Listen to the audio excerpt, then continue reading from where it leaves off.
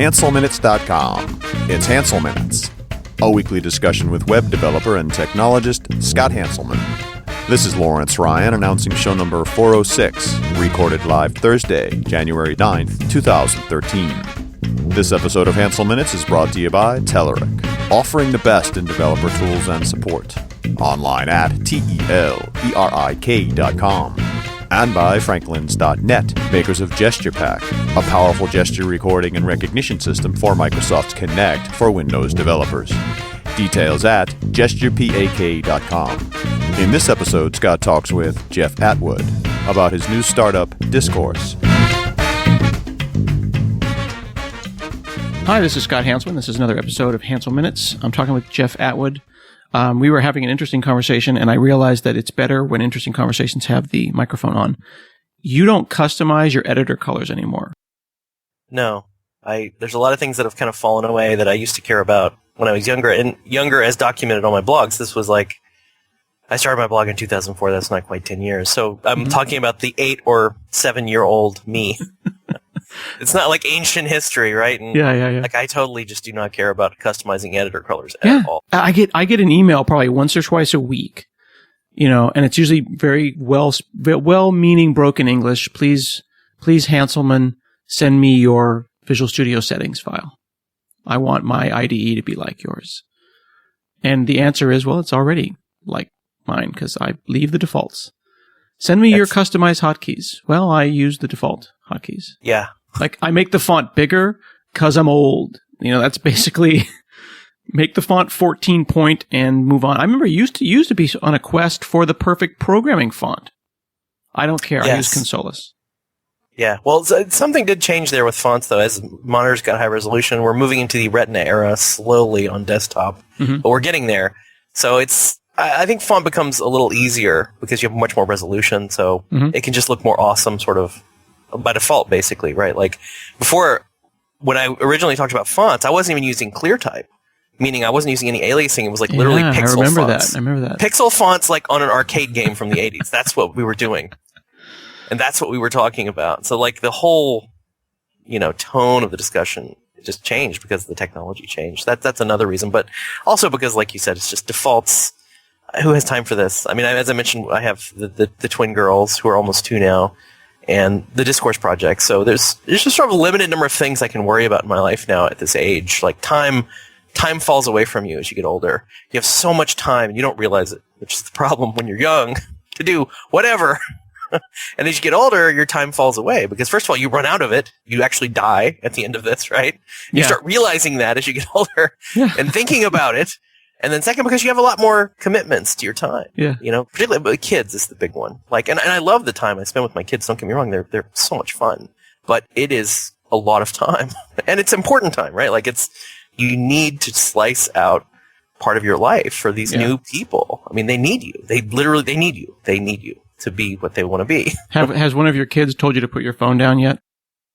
I try to be careful with that. When I'm with my kids, like, I try not to be the guy who's always on his phone. Like, because me and my wife do that to each other now, and I feel bad, and I read about it on Twitter. Like, we're just on our little phone worlds, It's like, oh, hello. You're still here? And you're sort of there, but not there. There was a New York Times article about this called Alone Together, Oh. Yeah, it was really kind of disturbing, but I really try not to do that. Has one of them said that yet? No, because I've been really careful. And they're not quite old enough to be... Okay. I mean, Henry is almost 5. He's getting to be 5. Yeah. And he's starting to be more insightful with some of the things he'll say to us. And he's, beginning to have the level of cognitive ability to be able to, judge us, basically. Are we doing it correctly? Like, I was having a discussion with Henry. I was like, we have too many Legos. We can't even play with all the Legos we have. And he said, Dad, you bought me all those Legos. Why did you do that? And I said, I don't know why. I did. You're right. I did do that. I got us too many Legos. Now I have so many Legos that it's kind of hard to play with them. It's kind of becomes a problem. It was not, a wise life choice that I Because you told yourself when you were going to have kids, like, okay, they're never going to watch TV. They're going to eat organic foods. They won't be spoiled. They'll get one toy a month, and they'll care about that toy. No, they won't. It's just chaos. Like every month is just a trek to and from Goodwill. I don't know if you're one of the thrift store people, but Goodwill, it's like if you could go to Toys R Us and then rent a toy and bring it back. That would be Goodwill for us. We go to Goodwill, we buy a crappy toy, and then we bring it back. We donate it back into the fold. Oh, that's an interesting strategy. Yes, it is. They get more toys that way, and then it's like a thread pool release. You just use the thread. It's a cheap thread, and then you release it back into the pool. That's great. We actually move toys into the garage sometimes, like cycle them through, but that's much more manual than what you're describing. And also you have to buy and keep all the toys. That's interesting. Catch and release program. I'm telling you, it's a really great system. You every Saturday, this is totally true. We just put a bunch of toys in the back of the car and we go off to Goodwill and we spend like, $8, which is like a car worth of toys at Goodwill. And we find amazing stuff. I have a 16-inch tall full Bumblebee transformer that I found at Goodwill. But you see, the trick is you have to go to Goodwill regularly. Yeah. To get the deals. But they're still spoiled. I mean, we're buying cheap toys, but they're still spoiled. Yeah. And I love that you said that they judge you, because my 6-year-old is like, Daddy, oh, you're on the phone again. Like, who are you talking to? It's like, oh, just pull my heart out and step on it and just tell me I'm a bad parent. Just go ahead and tell me that I'm a bad parent. Yeah, the talking to your kids part is really, really fun. Yeah. I love they are hilarious. You have a Twitter account for your son. Do you still do that? I do. I sporadically keep it up to date. But yeah, I enjoy documenting that stuff as it comes up, because you forget a lot. I think it's conditioned into us genetically to forget a lot of stuff that happens as a parent. Mm-hmm. Otherwise, nobody would have more children. But some of the stuff you don't want to forget, like when we had the lady babies, the twins, we were remembering all the stuff that happened with Henry, because we were, oh yeah, that's right, that stuff happened with Henry, and you just forget. Yeah. Everything. So this is why I put these. I got the overheard at home is where I put my kids' stuff. Oh, nice. My 8-year-old said, "Can I go back in time and open presents early?" So I'm like, "How am I going to answer that?" So I said, "Well, I said no yesterday when you arrived from the future." And he was Give like, him something to think about. Yeah, and he's just like, "That happened already?" I mean, you totally mess with their heads like that. Yeah. And the 5-year-old was typing a story in Notepad. And he's like, "Daddy, I want to go back and destroy it." And I'm like, "What are you talking about?" And he's like, "That letter." And I said, "Well, push backspace." And he pushes backspace and he goes, "Destroyed!" And like with glee. And I'm like, I didn't push backspace with that kind of glee. You know what I mean? And like, so my argument of like why it's okay that I'm occasionally on Twitter is that I'm documenting these things for some future book deal.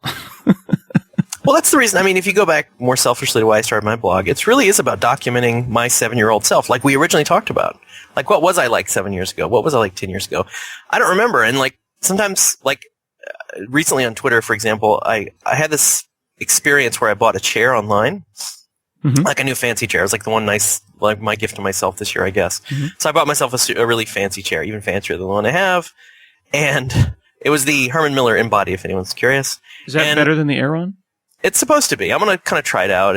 I don't know. It's just chairs. I still do believe in chairs. That's one thing that hasn't changed on like fonts and editor colors. See, that's old man stuff again. I mean, I blogged about that when I said bed, back, buns. Like all you have available to you is like your brain, your butt, your back.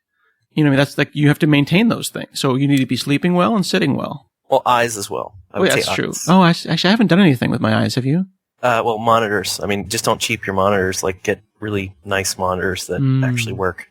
Don't get something that's going to make you blind. Okay. So what? You got this chair. So I ordered this chair, and then I realized, like, 30 days later, I had not heard anything about this chair. It's like, well, I paid him. These are expensive chairs, right? It's like over $1,000 for this chair, and it's like, I don't know what even happened to this order. And I was going through my email, and it's like, well, this is weird. And then I had to go to my PayPal account because I had actually paid with PayPal. And document. I was like, okay, I actually did do this. And then I called them. I physically called them. You know how painful it is as a techie to physically call someone. At that point, you're desperate. You're ready to kill someone, right? Like, if I have to dial a frigging phone, I'm kind of pissed already, right? Mm-hmm. So I dialed the phone and I was like, well, what happened to this order? I was like, I have this PayPal. I know I paid you guys. Where is my chair? Like, I don't even know if the order went through. And the guy says to me, he's like, and he was very nice. It was a nice guy. He totally handled it correctly. I had no, I wasn't angry or anything at that point. And he said, well, our email often goes to spam. And he's like, let me send you an email right now, just telling you what's going on. The long story short is they're still building the chair. It's custom colors and all this stuff and has to come from the factory and it wasn't ready, but I didn't know any of that.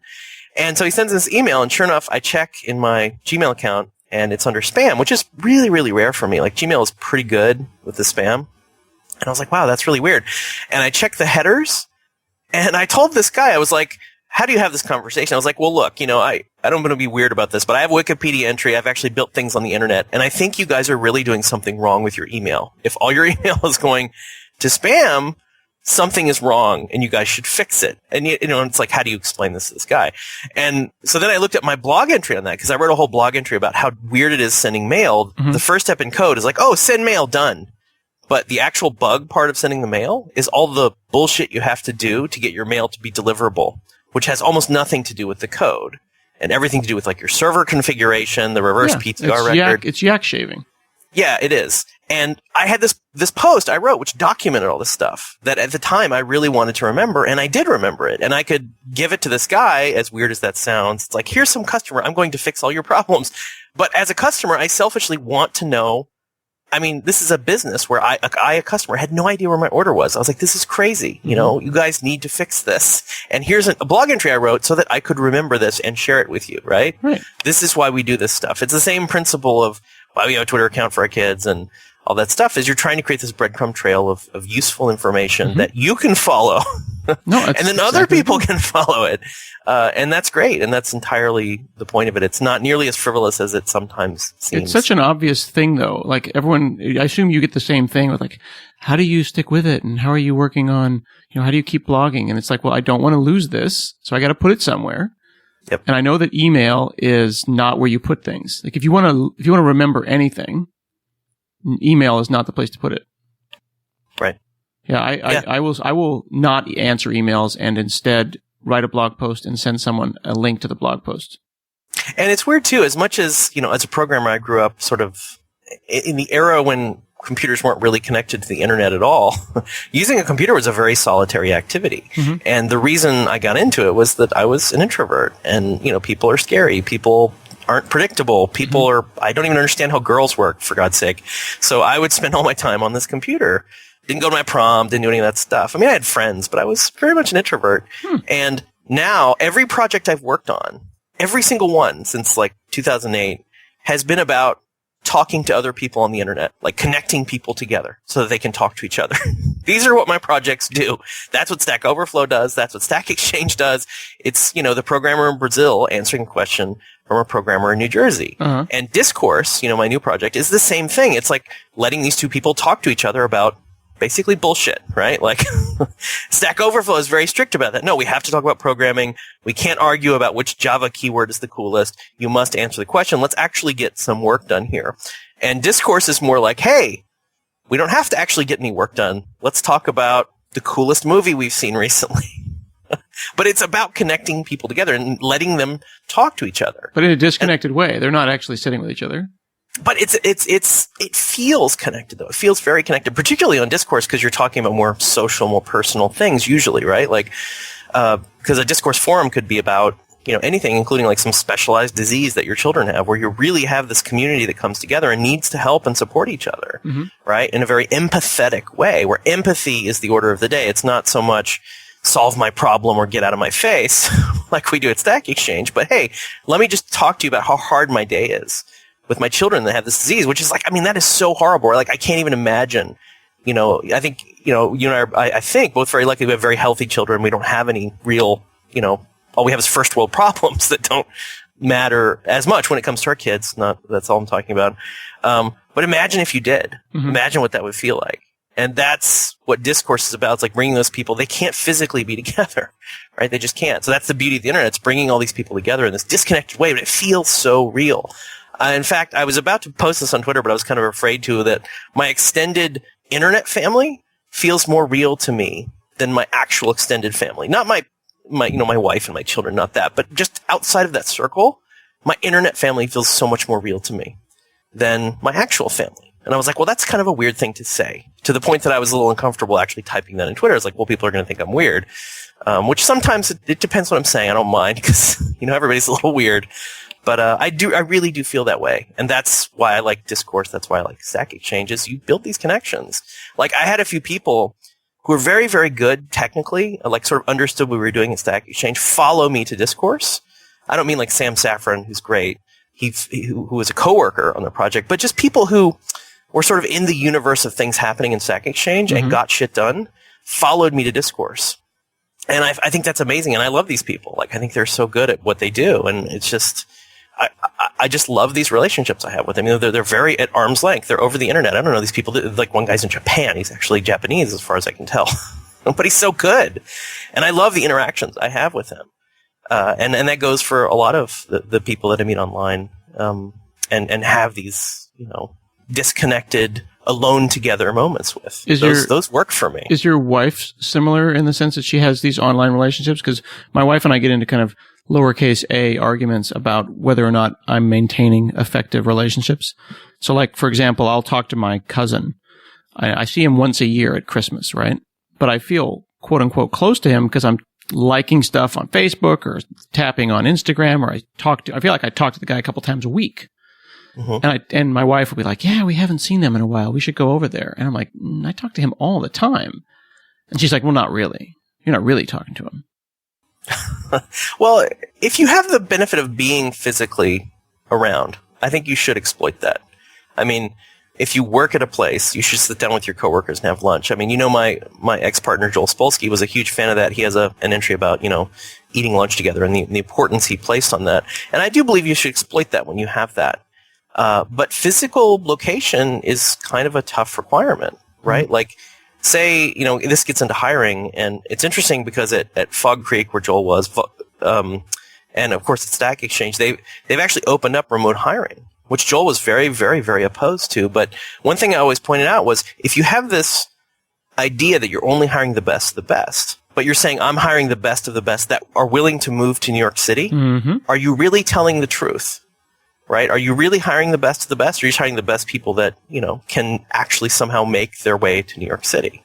So it becomes disingenuous at some level to say that. And a lot of the work, we are fortunate enough to be able to, in a job where, unlike doctors, where I don't think you can be a doctor, you need to touch someone, you can't, that's difficult to do remotely. It's easy to do our job remotely, right?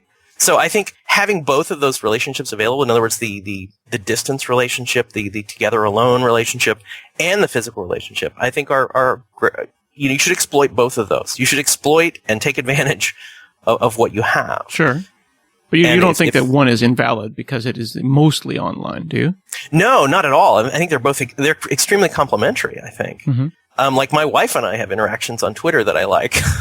Isn't that weird, though? Right? Don't you ever have situations where you know how on Twitter, if someone replies to someone that you also follow, you see it. So I'll see famous people having conversations, and I'm like, I'm not really supposed to be here. Like wives and husbands who are famous, like literally like actors and stuff, making plans to meet for dinner. And I'm like, wow, you guys know we can see this?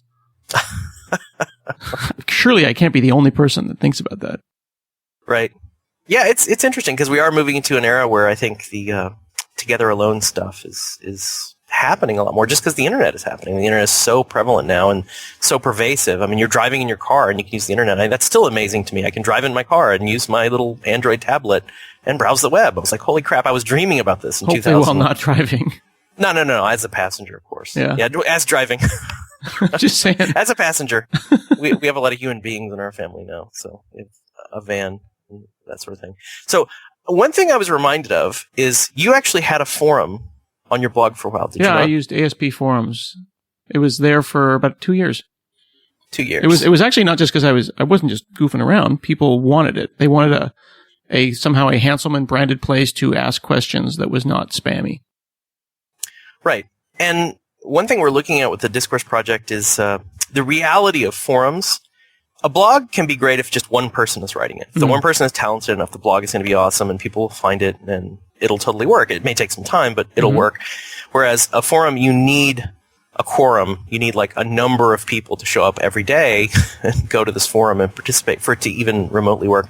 And the type of people that can pull that audience are, for better or worse, famous people, you know, to some degree for some value of famous. And that is a scenario that does work. And one thing we're getting into with Discourse is we have a WordPress plugin. Say you have a famous WordPress blog. You can then say, hey, I want comments on my blog entries. Hopefully you do. I know opinions vary on this. I'm still a fan. But I also want a place where those people can go and talk to each other like among themselves, right? They can talk about things that aren't necessarily, oh, Jeff or Scott posted a blog entry. We must talk about that, right? They can talk about stuff they want to talk about too. Mm-hmm. So that is a model that Discourse is very much designed around. That's what the WordPress plugin does. It gives you blog comments, creates a topic for each blog entry, and then automatically, hoists stuff over the wall from the clubhouse where the people are hanging out to the editorial blog where, only you control what gets posted there. And there's a lot of this static blog generation stuff. Have you seen this, like Octopress and? Yeah, people are saying that that's the way to do it now. Like you get Discuss or Livefire or any of the new kind of things. Like the point was that the blog engine just was too complicated. The idea that I would need to go to the database every time I wanted to generate a page is just silly. So then we would, like DOS blog, which is what I still run, succeeds because it caches everything. Basically, there is no database call because there is no database. The next obvious step is to just compile the blog and make it static and then hide the comments in a service. And that's interesting because I started with TypePad, which was famously a generated engine. You were for on a long TypePad. time. Yeah, I forgot about that. Your whole blog was HTML. Yeah. And it was generated. So it was cool at the beginning, but then when you got like 1,000, 2,000 blog entries, it started to be a lot less cool because, and I guess if you could make the generation super fast, but it just got slower. It would take like minutes to generate the blog every time you change something, and this became really onerous. So it's interesting that needle has moved, but we noticed that too. And in fact, Robin Ward, one of my, the co-founders of the Discourse project, has a blog that's generated that way. And some other people have asked us, like, well, how can we use Discourse on a generated blog like that? And I said, well, that's an interesting scenario. We should probably support that so Robin can do it. I believe, let me step back and talk about philosophy of software engineering. We've found consistently, and this is true on Stack Overflow and Stack Exchange as well, if you build a feature that you don't use ever as a team, that feature will stop working. It's only a matter of time until that feature stops working because nobody on your team is using that feature. So it just nobody cares. Nobody loves that feature. It doesn't matter. Right. And it just breaks. And we see this consistently. So we have a philosophy that if we want something to be in core, we believe it's really important, then we need to be doing it ourselves. And so with that in mind, I told Robin, I was like, well, look, let's just make Discourse work with statically generated blogs. Kind of in the way that Discuss does, but the difference with Discourse is that you have to actually go to the forum to respond because we want to have there be a fairly strong wall between the editorial content that someone is producing or a team is producing, a team of editors is producing, and the community side. These are two buildings that are right next door to each other. There's a door connecting them, but you have to go through that door and say, now I'm in the community side, now I do community stuff, right? This is a place for us. This is where the bouncy houses are and we jump around, right? But then on the other side, they're very serious. It's all editorial, no bouncy houses. Look, we're only publishing serious things here. And they control it. And with our partners, we've consistently seen this model where you want a place, it's kind of like a mullet, it's like all business in the front and then kind of like a party in the back kind of deal. Yeah. So that's what we want to do. And you can see this at eviltrout.com. That's Robin's internet handle. You can sort of see this in action. We're building this, and we want people to have this option because I think it is better. I don't know, the drive-by aspect of commenting becomes really problematic. Like you have people that want to do strafing runs on topics. Like they'll come to your blog entry. They don't really give a shit about you or your community. It's just this topic sets them off on some level. And they just do a strafing run. They're like, they post 5 times about how wrong you are and how wrong everyone is about this and how right they are. And then they just go away. You never ever see them again. And that I think is kind of enabled by this on-page commenting model. And it's particularly bad on news articles. Like, I feel bad because Rob Connery had and you still work with Rob, right? Yeah, I work with him all the time. There was an article, he's in Hawaii. There was a New York Times article about GMO stuff. I don't know how to describe it. I can send you a link to it, but it's a recent New York Times article. And Rob, being in Hawaii, has just strong feelings about this. So Boing Boing, one of our partners, posted a blog entry about this New York Times article, Right. and Rob started commenting on the Discourse side. He went, he told me went through the yesterday door. he was arguing on Boing Boing, and he didn't tell me what he was arguing about. So he went through, he opened the door, went to the side where the bouncy houses are, right? Uh-huh. And posted, and he made some good points. You can actually go to the topic and read what Rob said. But he ran into something interesting that we instituted recently because of the strafing run problem that I talked about. Okay. I went through a period on Boing Boing. They post about 40, 20 to 40 topics a day. They're like a curated link blog. They're very, very active. It's pretty active. I went through a period of several months where I read every single thing every person posted to Boing Boing. Why? The articles and the comments, because that was my job. Oh, I right? see. Like on Discourse, Okay. because they're our partner. And I wanted to understand the social patterns and see what was actually happening with the software that we wrote. Like, how was it actually working? What kind of discussions are people actually having? Mm-hmm. And one of the patterns I noticed was this problem where you have new users come in. They don't know any of the history of whatever this topic is on the community, right? Like, let me just give you a pro tip that this is not the first time that GMO stuff has been discussed. What is on GMO? Boing Boing. Genetically modified organisms? Genetically modified organism, meaning, crops that have been modified to be more resistant to X, Okay. or, there's a variety of, it means, that's one of the problems is like, what does it actually mean? Super bananas, I guess. Some kind of fancy food. Okay. I don't have a strong opinion of it either way. Well, some people have very, very strong opinions about this, and it gets very polarized. Uh-huh. And a pattern that I noticed at Boing Boing time and time again was you would have a new user come in, very, very strong feelings, for better or worse. I'm not judging the people. I'm just saying they have strong feelings, but they don't know any of the history of this type of discussion, whether it's a controversial discussion or not, which obviously GMO really, really is. If you've spent any time at all on Boing Boing, you would know that. Like, just GMO is like a trigger word, if you will. Well, it's like autism or, vaccines. Vaccines. And you know what another interesting one is in Boing Boing is cycling. There's a whole class of people that view cyclists as dicks. And then there's the other class of people that say, cyclists are horribly abused by drivers, right? And they don't get their due. Mm-hmm. And these two people kind of hate each other, these two groups of people, and they really disagree about fundamentals of the topic. So anytime you talk about cycling or helmets or anything related to bicycles, it's very contentious, right? And that's something you would know if you had been part of the community. So what Rob ran into was we limit new users to 3 posts in the same topic. Yeah, he mentioned that because he went through and was going, oh, this answer, this answer. And then he basically said, there's too much gamification going on here. It was kind of like, you've commented too many times, too vigorously. Therefore, we do not value your opinion as much. It's kind of like some of the more obscure rules that there are over on Hacker News. I don't know the different terms, but if you wander around on Hacker News, you'll see people getting shadow banned and hell banned and this kind of banned, and they can post things, but they can't post things about themselves. And there's all these obscure rules. And all you know from a user's perspective is that you're not appreciated, or that's what your perspective is, So it's tricky, and this is configurable, so you can turn this off if you want, but we try to ship Discourse with safe defaults, like old man defaults. Like, old men are going to install Discourse like us and say, you know what, I don't have time for all this crap. Just, I install it and then I run away. And you see this a lot on forums. You see forums that get set up, and people set it up and then walk away for months and months. And the forum gets ruined because, A, it's filled with spam, it's filled with trolls. That is why I shut my forum down. Well, that's exactly what I'm talking about. So on Discourse, the reason we have somewhat, I would say, moderately strict, not strict, not like Stack Overflow strict, because it's, again, it's a social place. It's not about getting work done necessarily. It's about hanging out.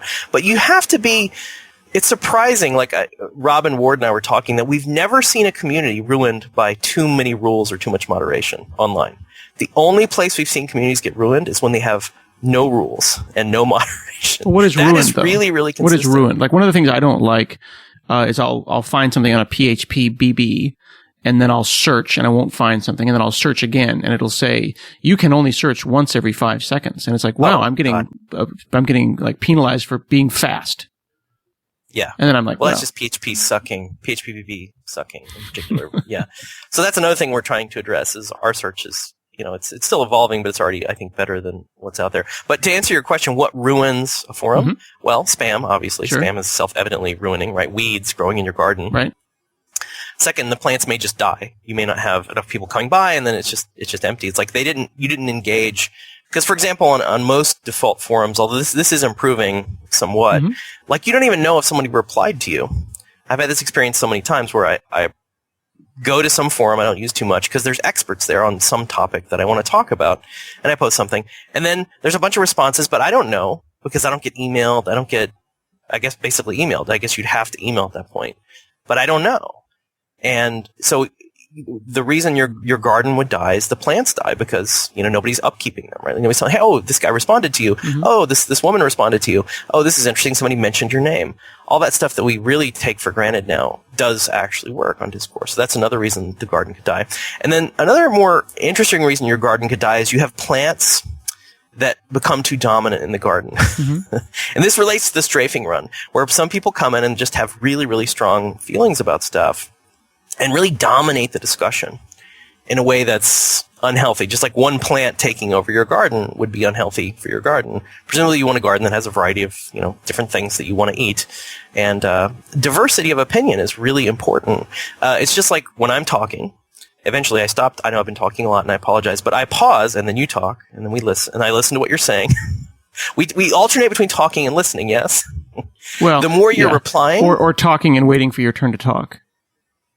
Yeah, I know. It's not always ideal, and particularly here I'm, pontificating on things, and I apologize. But in a more normal, non-podcast type conversation you and I were having, there would be a lot of pausing and listening. And if someone's not pausing, then that's what this software is trying to say. Hey, look. In fact, we do this. Like if you post too much in a topic, like say you're not a new user. That's a new user sandbox that Rob ran into. That only applies to new users. That doesn't apply to people that show up every day and read a bunch of stuff. They're not limited to 3 posts per topic. But if Rob then went in, I apologize for singling you out, Rob. And actually, I want to be clear here. What Rob said in that topic, I thought was perfectly fine. I thought he made a really good set of points in his 3 replies, and it was clear. I mean, I thought he explained himself well. It wasn't unclear to me in what he was trying to say, and I had no problem with what he was saying. Sure. But you kind of want to walk away, because I do this. Like I'm a tell people they're wrong on the internet kind of guy. You know that. I mean, we have blogs. That's kind of what we do, right? Like we're opinionated about this stuff, and I have to force myself to walk away and give other people time to respond. I don't want to be the guy who's responding to every little thing someone says with, oh, here's why you're wrong, or, oh, let me just point out that this and this and this, right? I don't even do it. That's not a very fun someone is wrong on the internet. I simply don't do it.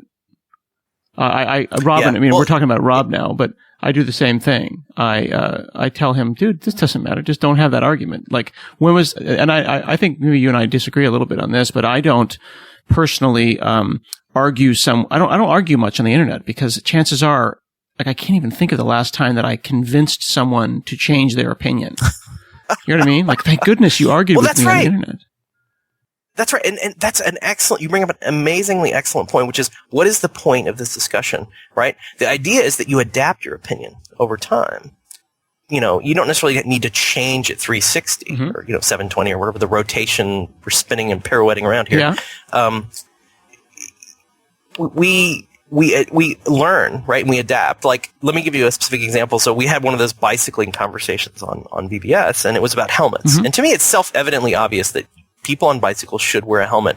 I'm not saying you should go arrest someone when they're not wearing a helmet on a bicycle, but it seems so, for lack of a better word, moronic to ride a bicycle without a helmet. Don't tell that to the Dutch.